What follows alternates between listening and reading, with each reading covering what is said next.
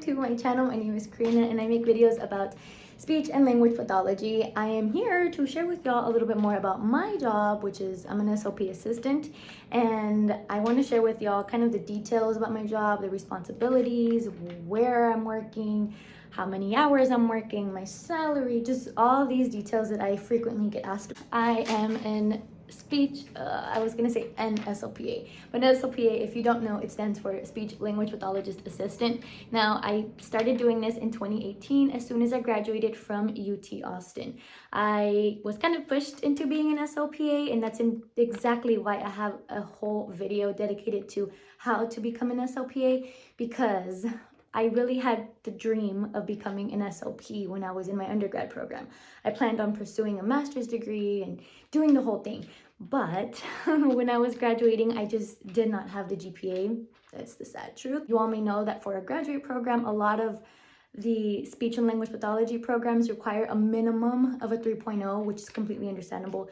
And I didn't have that. So I didn't get in, but I did make it work with an SLPA license, and I'm happy with where I'm at. Right now, I have no plans of pursuing a master's degree.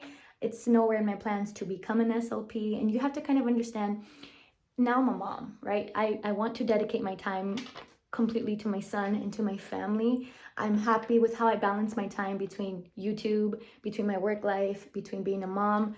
I like that. I'm content. So this idea of becoming an SLP would be very money driven at this point. I've just kind of come to terms with that. I would want to be an SLP for the money, and that's not what I want to do. I don't want to chase after that if it's going to kind of make me unhappy in a sense, or if I'm going to take on more work solely for the money. I don't want to do that. I do plan on staying in this job for a while, especially in the school setting. So that kind of leads me into my next point, which is sharing with y'all that I do work at a school district, but I'm assigned to 3 different schools. I feel like when I say I work for a school, a lot of people think I only work for one, and that could very much be the case for some SLP assistants, but that's not mine. I work at 3, which is 1 elementary, 1 middle school, and 1 high school.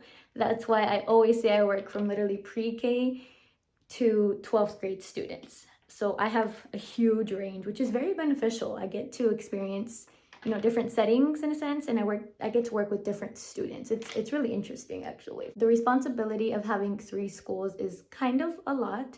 It's very manageable, don't get me wrong. It's nothing I can't do, but the average caseload for 3 schools, I want to say, is around 70 to 90 kids.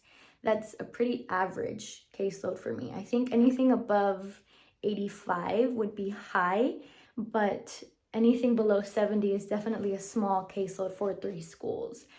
I have to really dedicate time to planning my school year at the beginning of the year, which luckily my school district does give me the time to do that.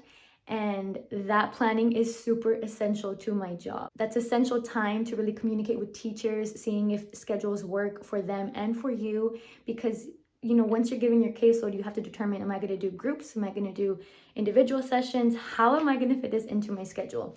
So my schedule is never really the same. It can vary by week, and it definitely varies by the day. So I say by week because there's days that certain grade levels may be testing, and those are days I cannot pull for speech therapy, I don't necessarily go into the classes to do speech therapy. I have before, but I like to just pull out of the class and take them into a little space to do my speech therapy. Also, with working for a school district, it's not always set in stone where you're going to work, which is kind of the downside, but it's okay. I make it work. I'm used to it at this point, and it's fine. But you may be in a small closet. If it's big enough, that's where you're going to provide therapy. Unfortunately, because I work at 3 schools, it doesn't mean I'm there every single day. So I feel like speech therapy is kind of seen like an extra thing. The schools that I'm at don't have extra space to just give to me, especially again when I'm not there all day every day. It's understandable. So I just make it work with the setting that I have. I have worked outside before because I've had to when it's warmer weather and it's a quiet space. And if the kids can, if they allow me to, I take them outside, and I've provided therapy outside. It's just the nature of the job. If you're looking to apply to a school district, definitely keep in mind the schedules will vary, the caseload will vary, and then the setting at the school setting will also vary. Getting a little bit more into my responsibilities, I want y'all to know that my daily responsibilities as an SLPA is kind of, well, number one, definitely giving speech therapy. I'm pulling kids out of their classes and I'm doing sessions all day. I typically do them back to back to back to back to back. I don't really leave time for a lunch. I'll give myself some maybe 5-minute gap time between sessions, but that's about it. Second thing I typically do is data tracking. I've mentioned this before. I don't do it every single day all the time. I like to kind of check in here and there on certain kids, but I say daily because it's about every day that I'm checking in on Susie, or I'm checking in on Anthony, for example. Like, I'm checking in on kids every day to see, hey, where are you on this goal or this goal? So I'm pretty much with a pen and paper all day. I'm also gonna say my third daily task is to meet with my supervisor or talk to her, because we're consistently on the phone, we're texting, we're emailing about kids, about new kids we're potentially getting, about how student 1 is doing with their goals. We're consistently communicating every day. So that's not really a task. It's kind of just a natural thing that we do on a daily basis. But that could also fall under my weekly responsibilities, because we do have to meet one time per week for an hour to do the indirect and then the direct observation. So that's also a weekly responsibility, is meeting with my supervisor and making time for her to observe me or for us to meet and discuss the kids that we're seeing. Another weekly thing, my second thing, is that I do provide or enter Medicaid billing. So this is kind of a district level thing. They provide us with the kids that have been given consent to bill for Medicaid, and then it's my responsibility as the speech provider to bill for the time that I see them. So if I see student 2 from 9 to 9:30, I have to make sure that I'm billing that. And I say weekly because I take one day out of the week and I do that all one day. And then like a monthly basis, more of a quarterly basis type of task, is the progress reports. So my school district gives out progress reports 4 times a year, and it's my responsibility to put in these progress reports for my speech students. So those are all of my responsibilities. I feel like it's really, really manageable. The hardest time of the year for me is progress report time, and that's just because I'm shuffling through papers to get all of their data and to accurately report their progress. So if I have about 80 kids, then I'm reporting on all 80 kids. I have to make sure it's all put into the system by a certain date. And again, it's completely manageable, but that's my busiest time of the year when I have to do progress reports. I haven't told you all the details about what we get paid. So without telling y'all what I get paid, I can confidently say as an SLPA who is just starting out in Texas, I want to say you get paid between $40,000 and $50,000. I know that's a very big range, but as we all know, it just depends on your experience, where you're coming from. Have you helped kids of all ages? Have you only worked with adults and now you're trying to work with kids? Have you only worked with kids and now you're trying to work with adults? Like, it greatly varies. And obviously, the more experience that you get and the more experiences you have, the more you can talk about your experiences, you're gonna get paid a little bit more. Keep in mind, in the state of Texas, you do need a certain number of hours of speech and language pathology coursework to get your license.